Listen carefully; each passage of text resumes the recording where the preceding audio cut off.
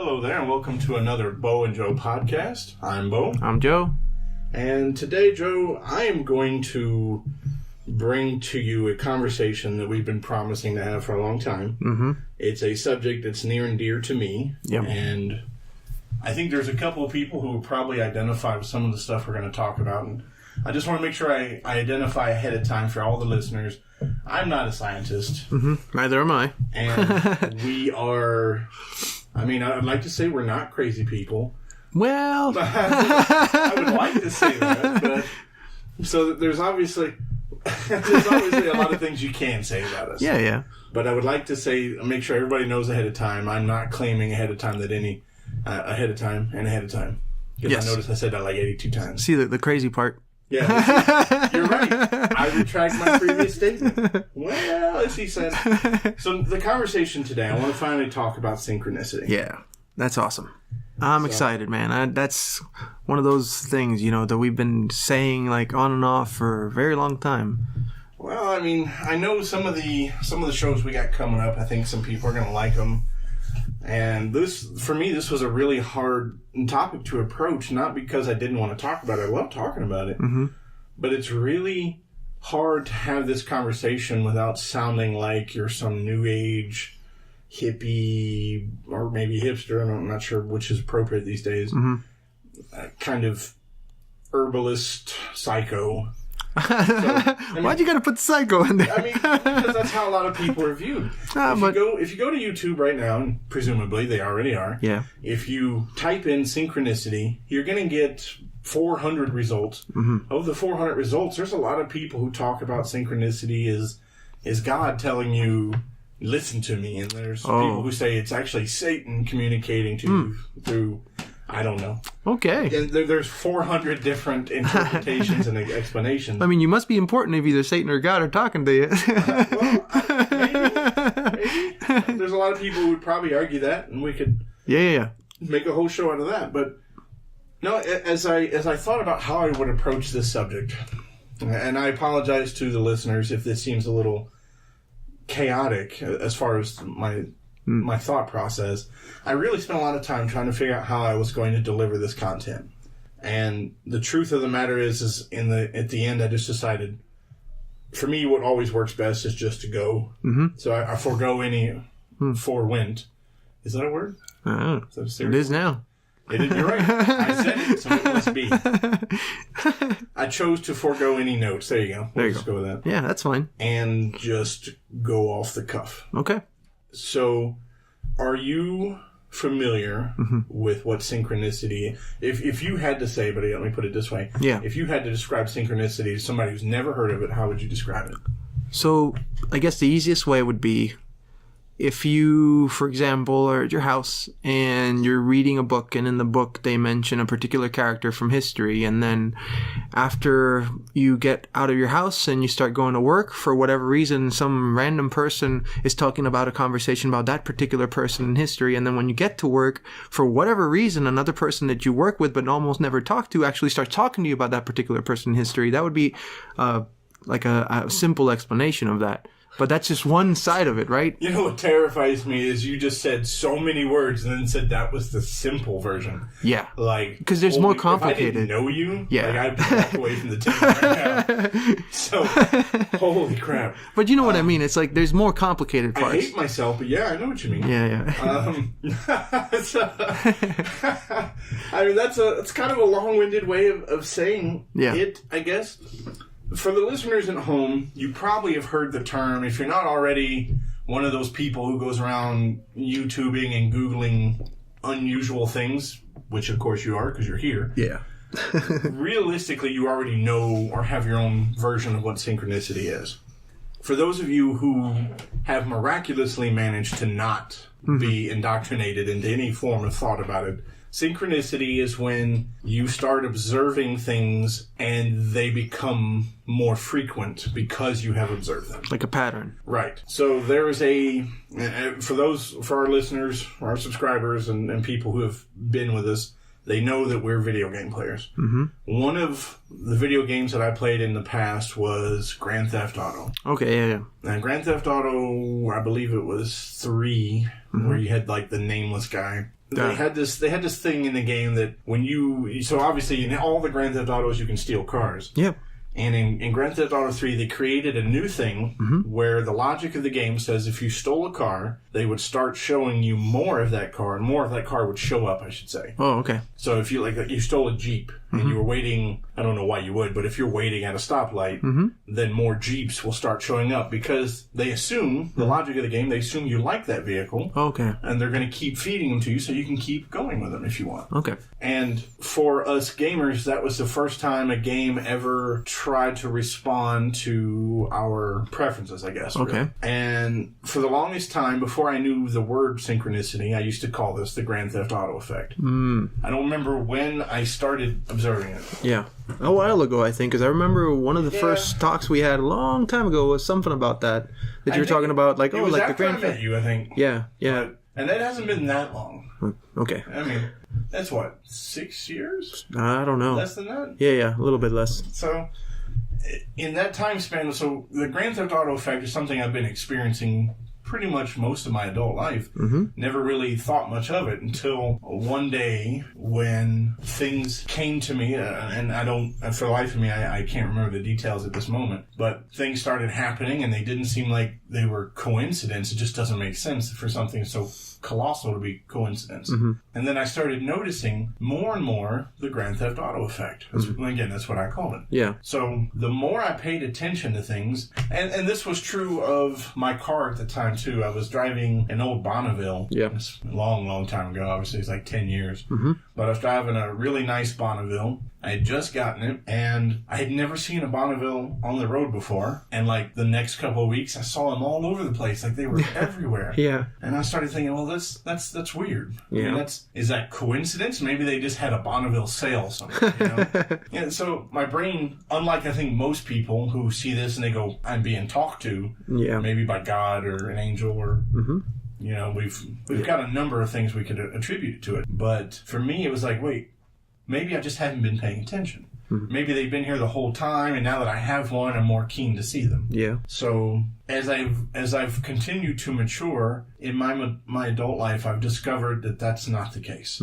I am not experiencing coincidence. I don't believe. So you don't believe? Realistically, I don't believe in coincidence in mass. Oh. I believe when I was a kid, I used to tell people everything happens for a reason. I was quasi-religious back then, and it was always this is the work of God, this is Jesus' intent, and never question miracles and things like that. So sorry to interrupt. Do you believe in destiny then? I didn't used to, but as I get older, I'm starting to feel like the best way I could put it. I know, Jesus, this is gonna make me sound so crazy. Why? No. I feel like the universe itself is trying to talk to me.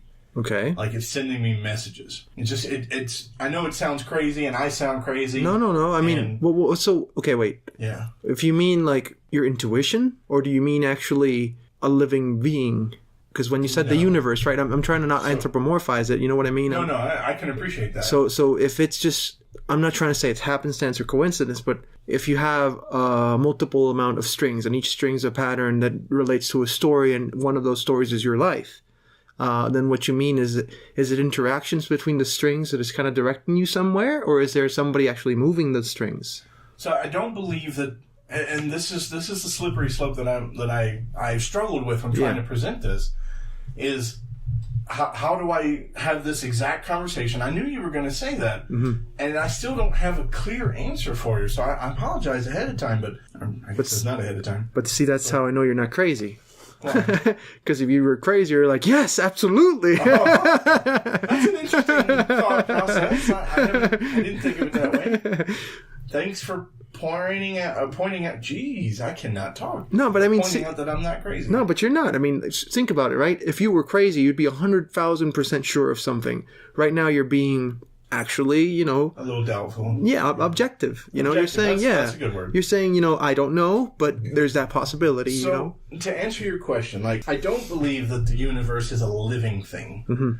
And I don't believe that the universe is controlled by a living thing. Okay. I don't even believe that any of that is spiritual in nature. But, and that's why this is so hard to quantify. I feel like, so I guess let me pause before I answer this and say that for the people at home, let me give you an example of what I go through on a daily basis. I don't wear a watch, as I think most people don't nowadays, unless they have an Apple Watch or something like that. Mm-hmm. And in 50 years, anybody listening to that's going to go, what the hell's an Apple Watch? But I don't wear a watch. I do have a phone. Yeah. And I don't really look at my phone that much. Mm-hmm. I'm just not... I use it for games on occasion, or timing, or clock, or, whatever. Yeah. Calendars. And email, and things like that. Right. But I don't actively use it for a lot of calls or things. Mm-hmm. And so it's very rare that I pick up my phone. Mm-hmm. But when I do, like the last week, I've probably seen the time 11:11 6-7 times. Okay. Do you know the odds of looking at your phone at 11:11? Not really, no. I don't either. Yeah. I imagine it's 1 out of, 24 times 60? Mm-hmm. 24 is, I don't know. So literally, I'm sure now that I think about it, that formula is all wrong too. Okay. I guess. I'm all over the place. That's fine. But, so the odds are there's literally 1 minute the whole day where you can do that. Right. And I will do that just about every day. Mm-hmm. Be it at nighttime or in the morning. That's weird. That strikes me as weird that happens so often. Okay. For example, how often do you do that? You look at your phone and it's 11:11. Almost never.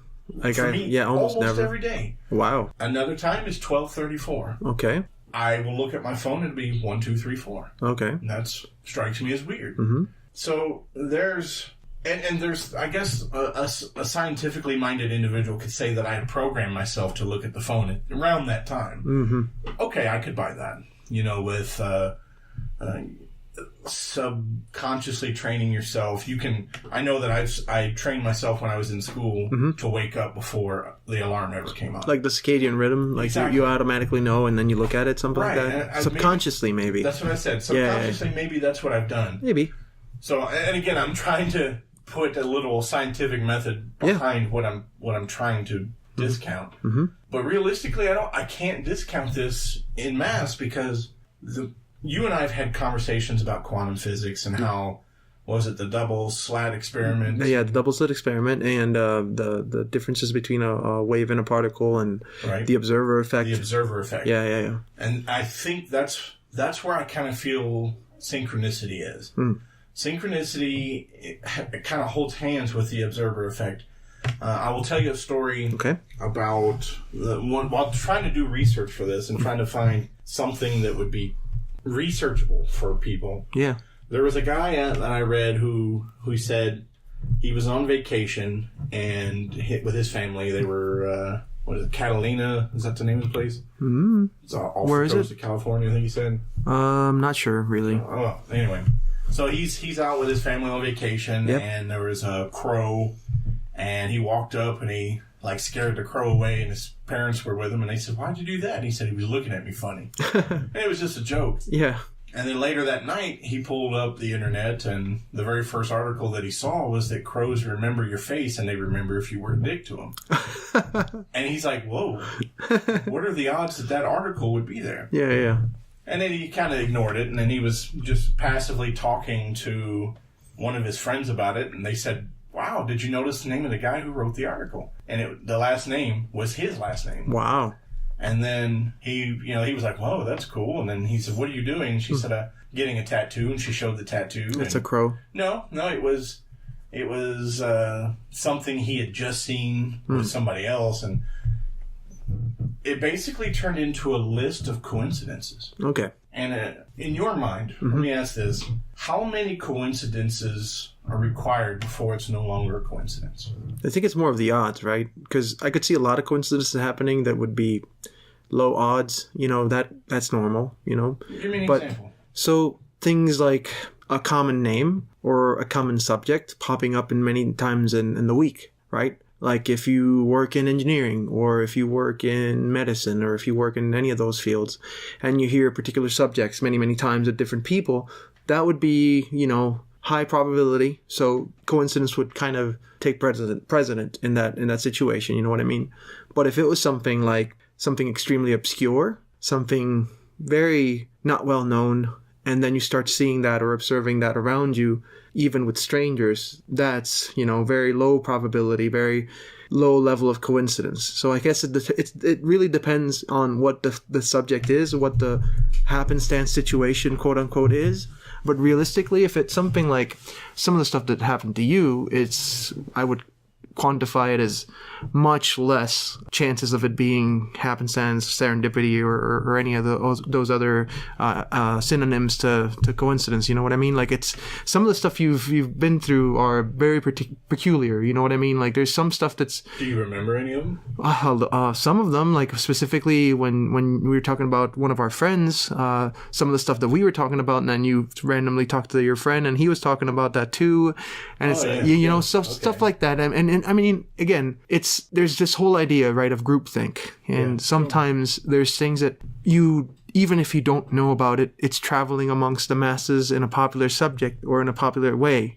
But then there's obscure things that are much, much harder to explain. So what I mean to say with that is, like, there's sometimes situations where you're talking about something that's popular, and for whatever reason, you start hearing somebody else talking about the exact same thing under another type of perception. And that's fine. That's normal. I would say that's, high probability of that happening. But then you have other situations, like if you're talking about some of the stuff we talk about, right? And some of the more obscure things. And for whatever reason, we're talking about, I don't know, some weird thing about King Solomon that nobody knows about. Sure. And then randomly you start seeing a symbol that we mentioned everywhere. And that did happen. Exactly. Yep. So that's what I mean. Like, some of that stuff is highly unlikely. So I think that's much better explanation of synchronicity. So and that's true. Not explanation, but that's definition. Right.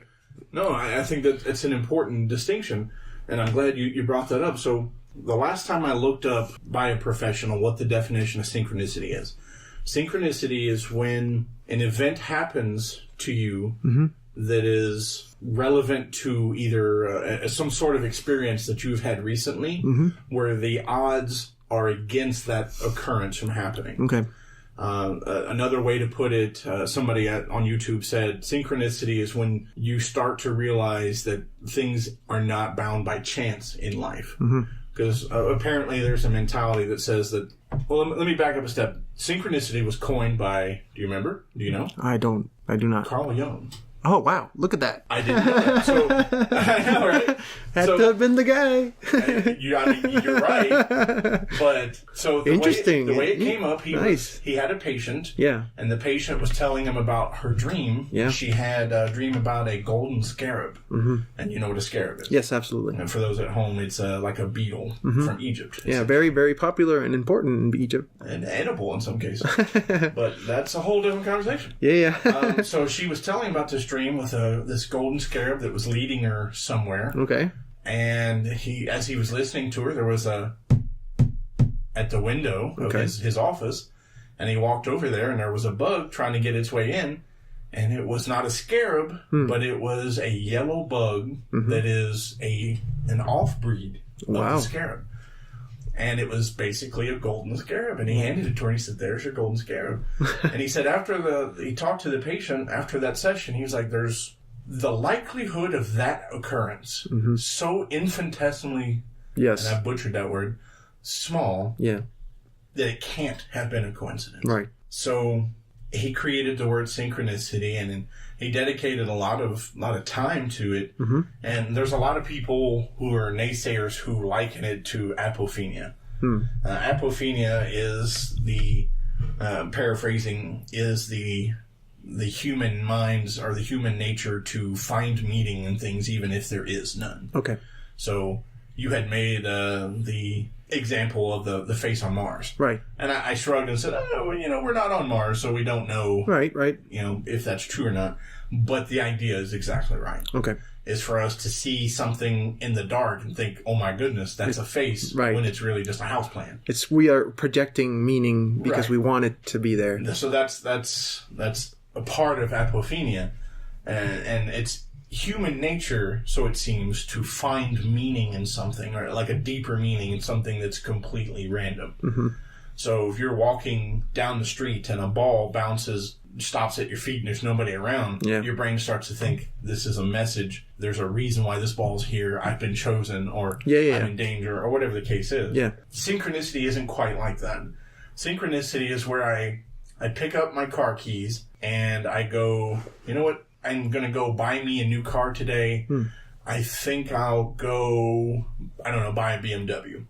And then you get in a car and you start going, and then suddenly a brand new BMW pulls up next to you with a for sale sign, you know, that just happens to be the exact model you were going for, you were thinking about. Sure, the likelihood of that happening is, it's not that low, bad. Yeah. But it's not high either. Yeah.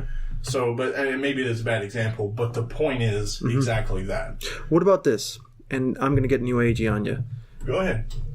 What about your ability of focusing on something, even though at your face value it's passive? Maybe mentally, subconsciously, you're much more focused on whatever it is that you were talking about, that you're starting observing more and more, much more deeply. So what I'm trying to say is, if it's something like that, then wouldn't it be you calling it or drawing it near or asking for it? So there's a whole line of, I understand what you're saying, there's a whole line of theory that says, will it into existence. Exactly. Right.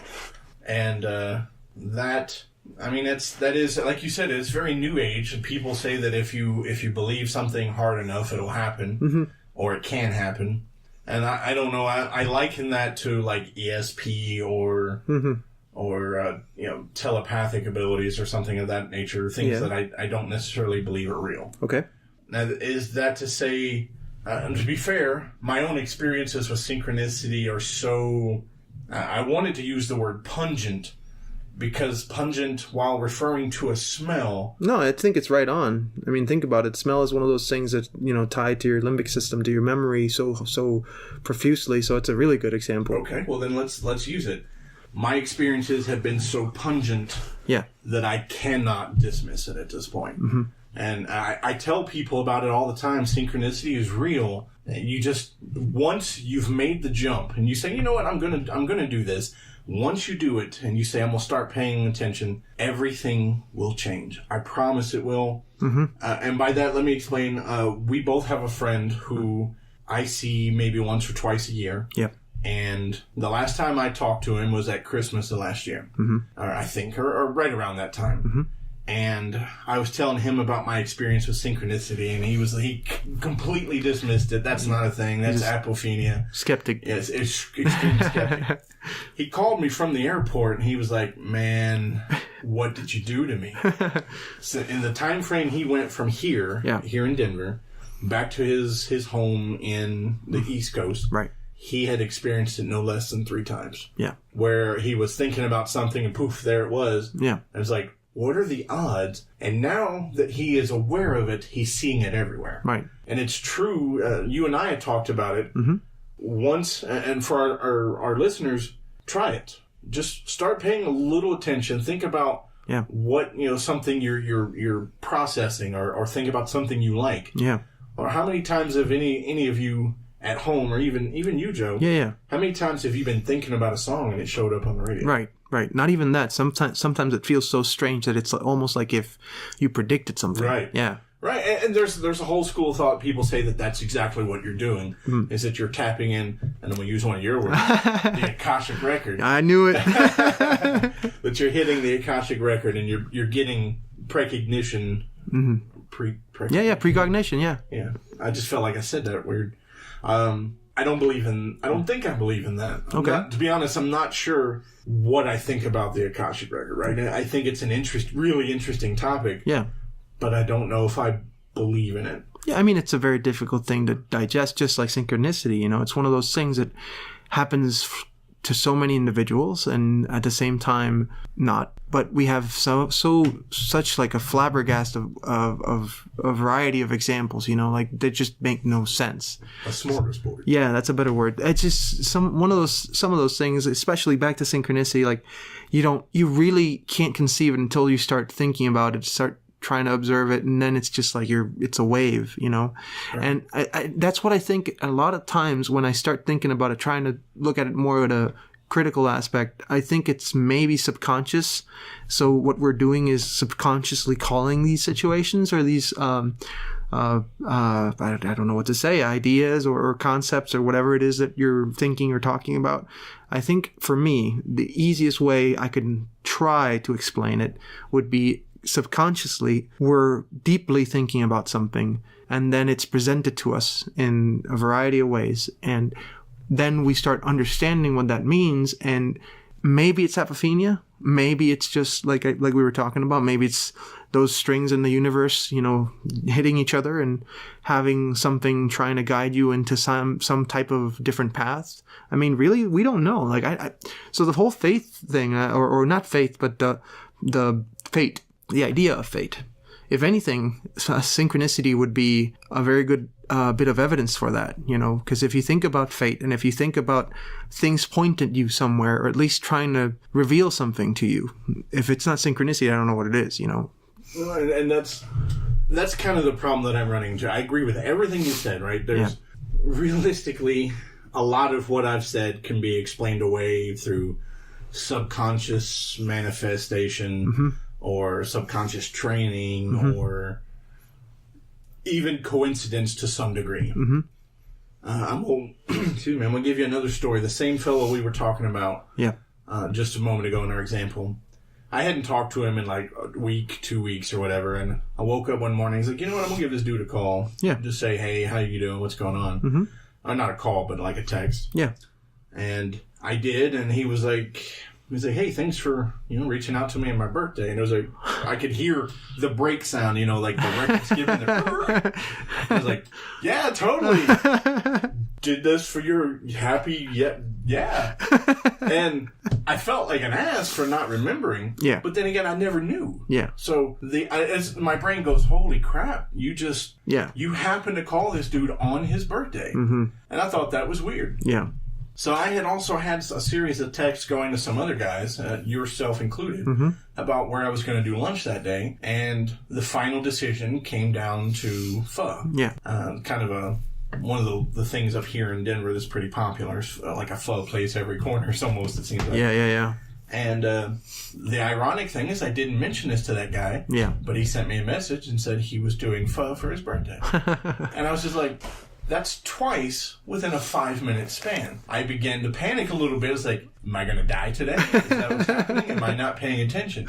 But there are times when the feeling is so strong in me that I don't know what to do. Right. Like, the synchronicity is overwhelming. Yeah. And I think, back to our original point, I feel like the universe is trying to tell me something. Like in Final Destination, you remember?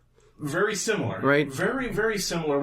It doesn't feel ominous, but it's frustrating because I can't figure it out. You can't put your thumb on it. Yeah, and I've tried, right? I've looked up lots of different things. Well, open your third eye. Yeah, I don't believe in that. Well, I don't know.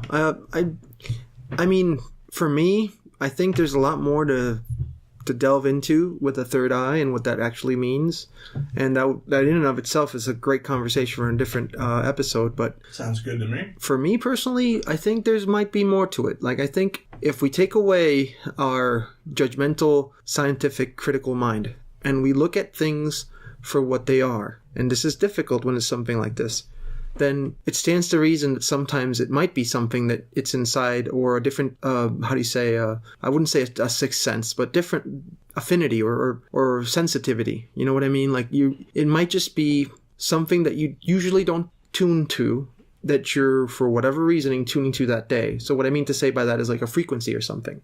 That would not necessarily be completely out of the realm of possibility. Like, we know that when kids are young, they're particularly more open to things that, for the most part, people call paranormal. So that's why, like, for whatever reason, a lot of the times when you speak to children, they, apart from having a much more grandiose imagination, they're also a little bit more keen to see weird things. And for them, it's just something normal. Then for us, we understand that as the pineal gland atrophying, right? Because when you're a kid, the pineal gland is huge. Like, it's actually pretty much at the biggest it's going to be. It's when you're young. So the whole third eye thing, and the reason I'm saying it is that's usually exactly what it refers to. The third eye is right there, right? The pineal gland. Yep. So for me, I think it probably is that. Maybe it's a secretion or because the pineal gland, for people that don't know, it secretes dimethyltryptamine, melatonin, a bunch of other stuff. But primarily, the dimethyltryptamine is a very powerful hallucinogen. that some people call the spirit molecule, which has been utilized by many different cultures and people to try and reach other realms, other states of consciousness. And if your kid has that, at the biggest part when, with that whole growing up stage, then it stands to reason that he might be more attuned to things that are completely and utterly obfuscated to us. So once we grow older, that atrophies. It gets much, much smaller. But maybe, just maybe, when particular persons like yourself has these experiences, maybe it is tied to the third eye. Maybe it is something that you're attuned to more than others. Or for whatever reason, you had a secretion of this gland for whatever reason, and maybe that's why. So I don't know. I don't agree completely that it might not just be the third eye thing. If we just think of it as a new age thing, I get what you mean. But if you look at it more scientifically, maybe it is like dimethyltryptamine or something like that. Maybe, I didn't think about it from the DMT side, but I didn't even see a link to it until you said that. But I don't know, if I sound frustrated, I admit to being a little bit. It's something that happens to me on the daily, and I just kind of sit there and go, crap, I know there's I feel like there's meaning to it, but it's so beyond me that I feel like I'll never understand. Have you tried allowing yourself more, and again, new agey, but have you tried allowing yourself to be more open to it? Well, let me ask you this. Do you know? Yeah. I was about to say something, and it caught me as setting me up for a joke. Oh, but, it's going to pass way over my head, man. Well, I won't now that I've pulled it out. But I was going to say, have you known anybody more open than me? Like I am? That's a very good question. You are probably the most open guy I've ever known. But I have.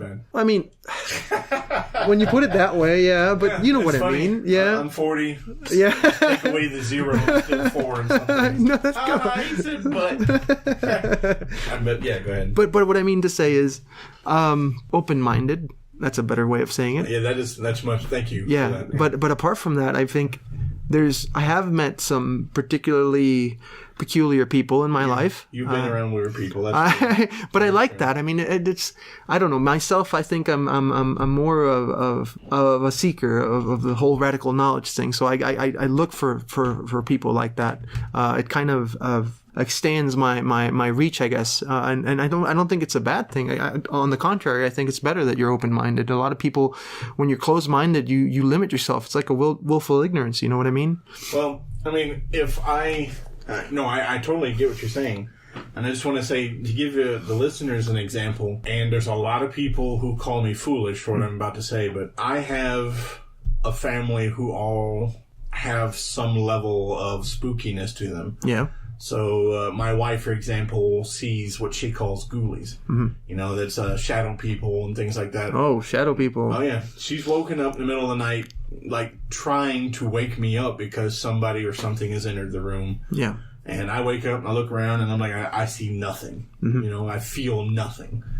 And the people around me, and pretty much in general, all have that kind of sensitivity or that kind of inclination. Yeah. I am one of these people where I haven't found my particular phobia yet. Yeah.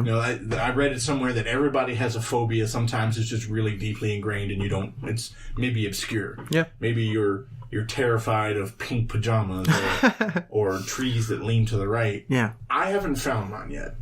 There are things that I have a healthy respect for, but I wouldn't call them phobias. What about, what is it, cat anime people? I think that's sort of kind of close to a phobia. I have no respect for those people, unfortunately. Yeah. No, that's a whole different conversation. And that's the closest thing I can think of any phobia that you have. That's not a phobia, though. I know it's not a phobia. That's an I don't know. I don't know what it is. So what Joe's referring to, folks, is that people who dress up like cats or believe they are cats or act like they are cats or say that they are cat identify as cat. Or identify as cat. All of that annoys the living expletive deleted out of me. It really does. Maybe it's because I grew up with a sister who was totally into anime and she did the meow thing a lot. Yeah. Like you hear that 100 times, you feel the need to punch somebody right in the forehead. So maybe that developed there's a little seed in me, but no, I'm the guy. Zach Baggins. Yeah. Everybody knows Zach Baggins pretty much. Yep. He's the lead guy for Ghost Adventures. Mm-hmm. When he first started his show, I was absolutely in love with the concept because in the first show, he walked into a haunted house, or supposedly haunted house, and was like, do something. You're a wuss. You're a pansy because you push women. And I was like, that is awesome. Yeah. That's what I do. Yeah. I mean, not to that extent, but I actively tell people, it's like, you know what? Demon or angel or spirit or ghost or paranormal, anything, I welcome it. I say, bring it on. If it's real, I want to experience it because that will give me my answer. And rock your world. Presumably. Because it completely goes against what you've kind of sort of believe. I want that challenge, but I want it to be real. I don't want somebody like set up devices and stuff. Yeah. But no, I want to be scared. I want to see ghosts, monsters, whatever. Right. I just don't think they exist. And I'm open to it. Like, you know, I've told my family, it's like, if there's a ghost here, talk to me. Yeah. Come on, I welcome it. Right. And they get scared and they run out of wherever we are. Right. And me, I never see anything. I never hear anything. And that's the extent of it. Yeah. So, yeah, I'm pretty open-minded about these things. I'm willing to have whatever... What if you are, though? What if I am what? So what if the synchronicity is the universe's way of laying out something? And again, I'm not trying to say that anybody's special here, but if you have this deep want within yourself, which you obviously do, of seeing something above the normal, then maybe this affinity towards these weird situations of synchronicity is that. It might not be paranormal in the sense of a ghost or a demon or an angel, but in and of itself, it's peculiar, right? In and of itself, it's unexplainable. So maybe the universe is trying to give you a little bit of that, and you might not be perceiving it in that way, but do you think that's even possible? It's an interesting concept I had not thought of. That sounds... so, to be fair, I have two thoughts in response to that. Mm-hmm. The first one is that sounds like induced apophenia. Okay. Like I am convincing myself that... So you know what I'm talking about. Yeah, exactly. Yeah. You want to see it, so here it is. Exactly. Yeah. And I don't want that. Gotcha. So I'm cognizant of the fact that that is a danger. Yeah. But at the same time, I was listening to a video recently where the woman said that there are levels of consciousness, and level 3's, like 3D, I think is what she called it, is where everybody is right now, where you believe that chance is real. Okay. 4D is when you have your synchronicity experiences, and you realize there is no such thing as chance. Yeah. And then 5D is when you realize that synchronicity is the bridge between the conscious world and the world, I guess you would say metaphysical world. Yeah, that's fine. And then you're able to acknowledge and be part of that. And that's where you become awakened. Yeah. Or woke, I guess. I don't think that's such a bad thing if you think about it. No, I mean, it's not a bad thing, but here's my thought process on it. I'm pretty sure, and this is the biggest challenge I have with synchronicity. I tell you that I feel like the universe is telling me something. Yeah. But also in the back of my brain, it says, well, one reason why you don't believe in religion is because, and this is my brain talking. Yeah. And for the record, I'm not a... Atheist? Agnostic? No.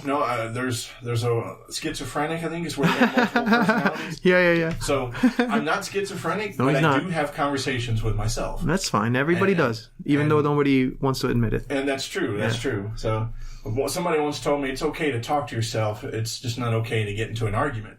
And then another person said, no, it's okay to argue with yourself. Yeah. It's just not okay to lose. So I like that. Okay, all right, that's really good. So I like the latter.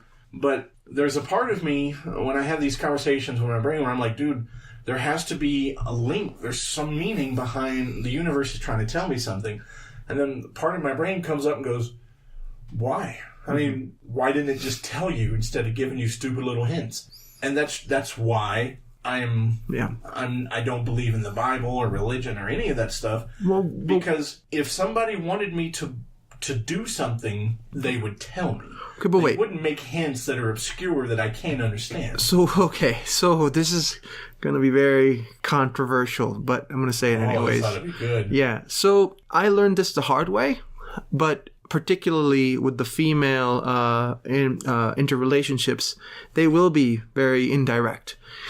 Right? So they will, wait. Exactly what you just mentioned, right? You're saying that God is female. Well, I mean, that's a completely different subject. I did not say that. What I'm trying to say is, though, like when you're courting someone, and because as soon as you said, everything that came out of your mouth reminded me of a conversation that I've had with ladies in my life. And what I'm trying to say is, usually I'm very, very much like you. I'm very extremely direct. I'm extremely logical. For me to take an indirect assumption or an indirect meaning with something it goes above my head. I never catch it. So what I mean by that is sometimes people won't tell you what they want. They will allude to it, but they will not actually tell you because it might be because of they're embarrassed or proud, or there are any other multiple reasons for it. Anybody who's dealt with a woman in general knows what you're talking about. And that's not a knock on our females in the world. It's just that typically speaking, females are more inclined to be more body language indirect and inference. Right. So what I mean by that is, right there you have an example. Right there you have an example of a story that's being told to you not directly, indirectly. Sure, but that's not... So the reason I mentioned it is sometimes, and again, this is probably going to help the fact that I was talking about something controversial. If you think about it, something that is worthwhile usually is difficult, right? Usually things that are not just worthwhile, worth it, are hard. So if you think about these things of happening to your life, be it a good relationship, be it a good person, be it whatever it is that's happening via synchronicity, maybe it's not meant to be so clear. Maybe there's a point to the challenge. Maybe there's a point to being hidden. So it popped in my head for whatever reason, maybe it's synchronicity.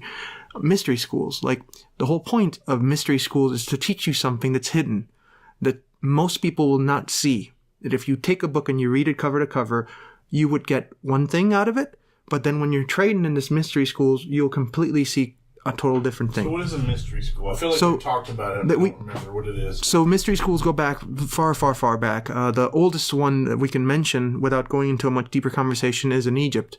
They are believed to be started with Thoth or Hermes, as the Greeks taught them. But there are schools that try and delve into this same type of subject that we're talking about, but much, much deeper. So before we segue too far into that, let me ask, what... And obviously, I'm not in a position to answer this. Maybe you're not either. Yeah. But I'm curious as to your thought process. What would be the point? Let's say that there is a God, right? Mm-hmm. What would be the point of him or her wanting person X to do something or be something or know something? Mm-hmm. What's the point in dropping clues around that they could potentially miss instead of just saying... this. Right. So I agree. There's been, for me personally, a big thing about the whole God situation in general when it comes to perfection. As we know in the Judeo-Christian mythos, you think of God as a perfect being. If there is such a thing as a perfect being, there is no want. There's no point. If it's perfect, it has no reason to do any of that. So I don't think it's a God situation. I think it's something else. So when you talked about different realities, different ways of being, different levels of consciousness, if you look at it that way, then it might not just be a God with a big G, right? Maybe it's a God with a small g. Maybe it's something that Holy crap, dude. Synchronicity. Literally, today's the first time I've ever heard that saying. Yeah. And then you said it today. Wow. Do you know there's a... I don't... And I'm sorry, we'll come back to what you just said, because I think there's a lot there. Oh, yeah. But I got goosebumps right now. But I'm reminded of a time somebody said, I don't know where it is, but somebody said any day where you learn a new word, you will hear it twice that day. Oh. And then that's just, to me, that's like synchronicity in itself. Yeah. And it is. Today's the first day in my whole life I've ever heard somebody say God with a little g, not a big G. And then you say that to me. And the first time I heard it had nothing to do with synchronicity. Yeah. So I am a little blown away. Wow, man, that's cool. I'm glad that it happened right here, live on the podcast, right? On the podcast. That is a little spooky. Yeah. But for folks at home, it's you could brush that aside and say that's coincidence. But ask yourself, when is the last time you heard somebody say that? Right. God with a little g. Right. What are the odds that you would hear that twice in a day about two separate subjects that aren't linked? Right. And but I want to get back to what you said. Yeah. So God with a little g. Yeah. Little g. So what I mean by that is, if you look at the world back then, and again back to the mystery schools, back to all these great things of our past that we have an amnesia towards, I think in general we could at least assume that we might have been amongst some higher knowledgeable people. Let's say. So when I say God with a small g, or gods, plural with a small g, it might just be people that are more attuned to these frequencies, to these situations, to these knowledge, or again, the Akashic record and all that other stuff. So that's what I meant by it. I mean, in that time and in those ages, there might be some sort of a way of reaching, and again, to your question, not a God with a large G or a big G, a small g, because if it's a God with a large G, we can't even conceptualize what perfection at that scale would be. But a small g, just another being, just like you and me, that has wants, has needs, even if it's a million times more intelligent, it's still going to have imperfections.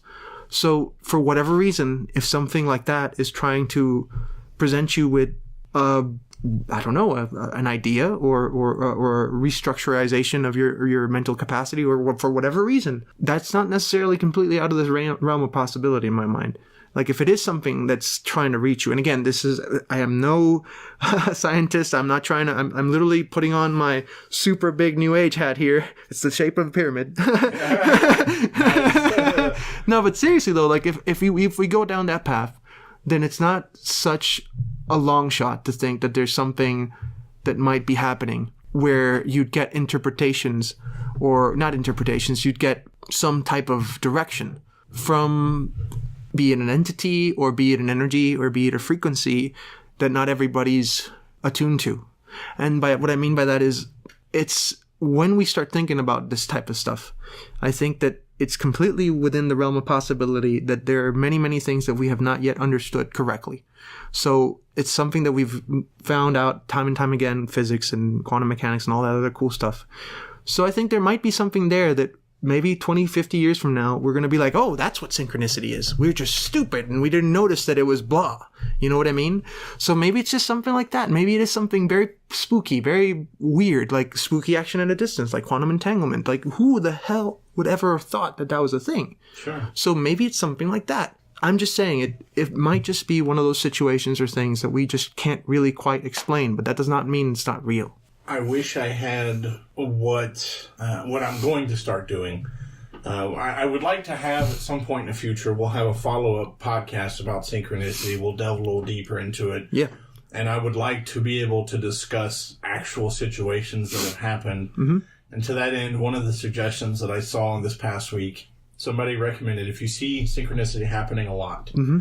or things you feel like are synchronistic, you should start keeping a journal. Oh, interesting. And that reminds me of Jung. Well, yeah, it goes without saying, right? The father of synchronicity itself. So I think what I'm going to do, I already bought a journal. Okay. And I'm going to start jotting down those times. Like today, my first entry will be this conversation. And I think I'm going to start keeping a log of all the weird things that happen. Good idea. And we can maybe use that. Maybe our listeners can help me find some meaning, some purpose. That's a good idea. I really like that idea. It's an interesting exercise because you're going to see some very peculiar patterns probably. Indeed. And I think for the most part, man, especially when you mention dreams, if you think about a dream, usually you present your true self in dreams. That's why they're very interesting when you start to interpret them.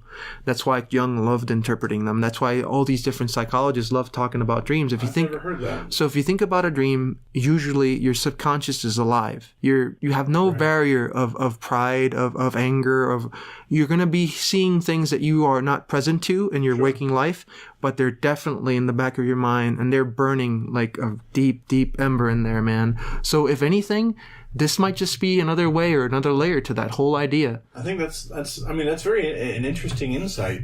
And I think I'll also use it for writing down my dreams because I read somewhere that can be a path to help you have lucid dreams. Oh, cool. And I would love to start having lucid dreams. To me, the most exciting aspect of lucid dreaming, somebody once told me, so you know what a lucid dream is? Yep. So one guy had told me not told me, but I had watched a video, and he talked about how he would use lucid dreaming to be with any woman he wanted to, and then eventually go to places he wanted to, just have fun with a dream. Fantasies. Exactly, and live out a fantasy. And he said after a while they got boring, and he decided to have one where he sat down and had a conversation face to face with his subconscious. Wow. He said it was the most terrifying experience of his life. Yeah.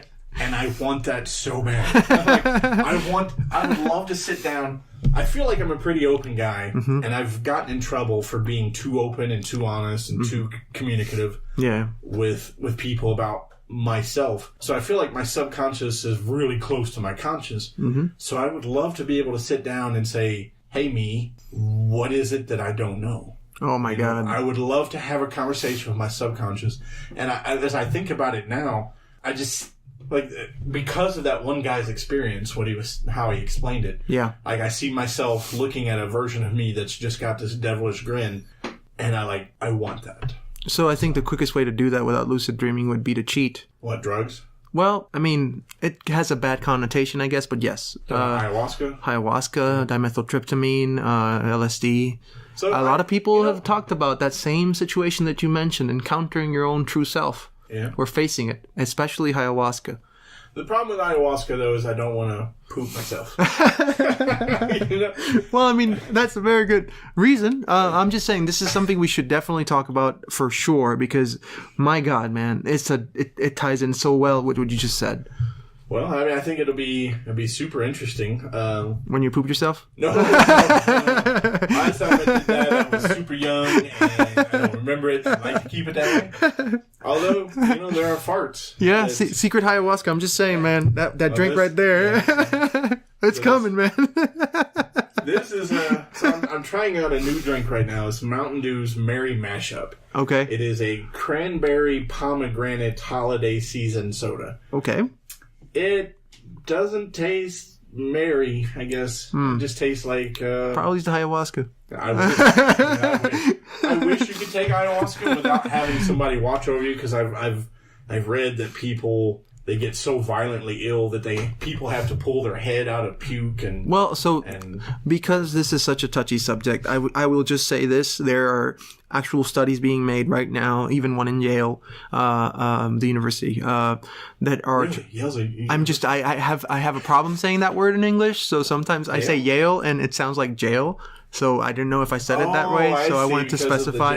Yeah. So I was just trying to make sure that it wasn't coming out the wrong way. So again, bum it. But so back to the whole ayahuasca thing, they are actually trying to go through and utilize some different type of hallucinogens. Dimethyltryptamine's one, I believe also psilocybin, Manita muscaria, a bunch of these mushrooms, and it's for research upon consciousness and how the effects of these hallucinatory substances. And actually, it's right on the brink of getting approved. So there is actual evidence to the fact of all of these different substances affecting your brain in such a way that they pop up a different type of perspective that cannot be quite explained. And if you don't want to have the poops or the runs, dimethyltryptamine is a quick way. And usually it's super illegal. You cannot do this unless you're actually a university. And this is not something we're trying to condone to any of our listeners. Absolutely. It's just something that it's interesting to talk about because it's something that personally I've read about. There's many books that talk about how our ancestors utilize all these different substances to go on spiritual journeys and try and find purpose or meaning in their lives. And when you said what you were trying to do with the lucid dreaming, it just reminded me of that because it's exactly that. It's facing yourself. We've read stories about that, but for the listeners at home, I'm curious. Have you guys ever experienced synchronicity? Have you ever had those feelings? Yeah. If you have, leave us a comment. Send us an email. We're at Bo&Joe Podcast at gmail.com. Mm-hmm. Feel free to comment, send emails. Let us know what you guys would like to hear us talk about, if anything. Yeah, tell us your synchronicity story. I would love to see what other people have experienced. There's a lot out there, and I feel like I can't be the only one. No, I don't think you are, man. I think it's something that you're going to find, especially once we start seeing what other people have to say about it. It's a common occurrence, but it's interesting going to be the patterns within each person's lives because it's probably going to say a lot about somebody's subconscious, maybe. I look forward to seeing that get more science. Yeah. If that's even a thing. Maybe it's not science. Maybe it's I don't know. Something else. Gods with small G's. Gods with small G's. Oh, I thought you said God with small cheese.